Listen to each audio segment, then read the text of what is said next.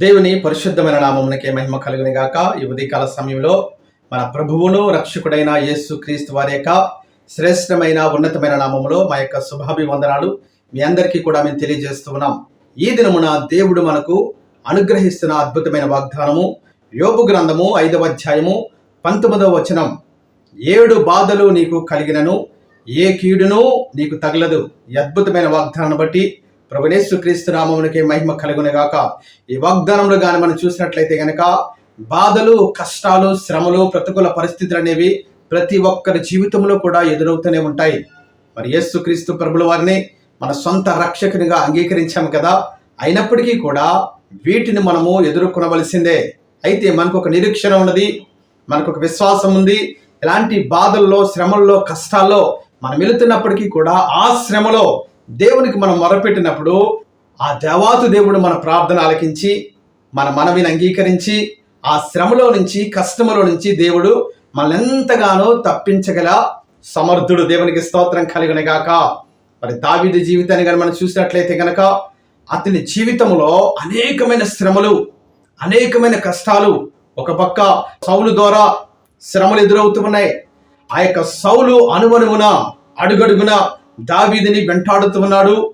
ఎక్కడ కనబడితే అక్కడ ఆ యొక్క దావీదు జీవితాన్ని నాశనం చేయాలని ఆ యొక్క దావీదు మీద ఎంతో కోపముతో, మరి ఉగ్రరూపముతో ఆ యొక్క సౌలు దావీదును వెంటాడుతున్నట్లుగా ఆ శ్రమలో కూడా, ఆ కష్టములో కూడా, ఆ శోధనలో కూడా మరి దావీదును దేవుడు తన హస్తాలు అడ్డుపెట్టి మరి కాచి కాపాడినట్లుగా లేఖనములో మనం చూస్తూ ఉన్నాం. దేవునికి స్తోత్రం కలుగును గాక.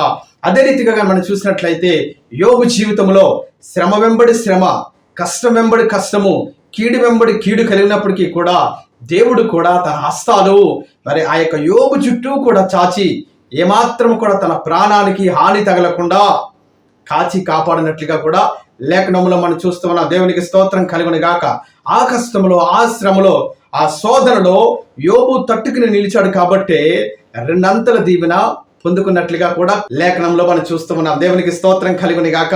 కాబట్టి ప్రియ దేవుని జనాంగమా, క్రీస్తు నమ్ముకున్న నీవు, ఆయన ఆశ్రయించినటువంటి నీవు ఒకవేళ కష్టం వచ్చిందని, శ్రమ వచ్చిందని, శోధన వచ్చిందని మరి కృంగిపోతూ ఉన్నావేమో, నిరుత్సాహపడుతూ ఉన్నావేమో, దేవుడు నీతోనే ఈ యొక్క ఉదయకాల సమయంలో మాట్లాడుతూ ఉన్నాడు.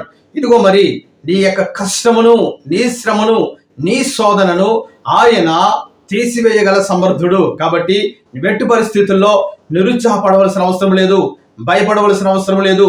ఇదిగో నువ్వు పూజించి ఆరాధిస్తున్న దేవుడు నిన్ను ఆ కీడు నుంచి, శ్రమ నుంచి తప్పించి రక్షించుటకు సమర్థుడైన వాడు. దేవునికి స్తోత్రం కలుగును గాక. కాబట్టి ప్రియ దేవుని బిడ్డలారా, మీరు ఎలాంటి పరిస్థితుల్లో జీవిస్తూ ఉన్నారు, ఎలాంటి మరి శోధనలో మీరు నలిగిపోతూ ఉన్నారో, మీ యొక్క కష్టమును, మీ శోధనను చూచి ఆయన ఆనందించే దేవుడు కాదు. తన బిడ్డలైన వారిని, తనను నమ్ముకున్న వారిని, తనను అనుసరిస్తున్న వారిని ఆయన వారిని తప్పించే దేవుడు.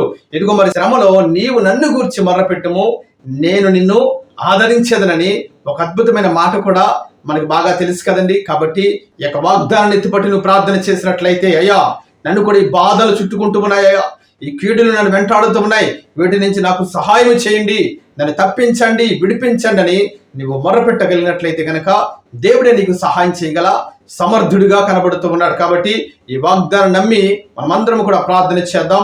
ఆ దేవాతి దేవుని యొక్క దీవెనలు మనమందరము కూడా పొందుకుందాం. దేవుడు ఈ యొక్క ఉదయకాల సమయంలో ఈ వాగ్దానమును దీవించి ఆశీర్వదించును గాక. దేవుని యొక్క కృప మనందరికీ తోడైండును గాక. ఆమేన్.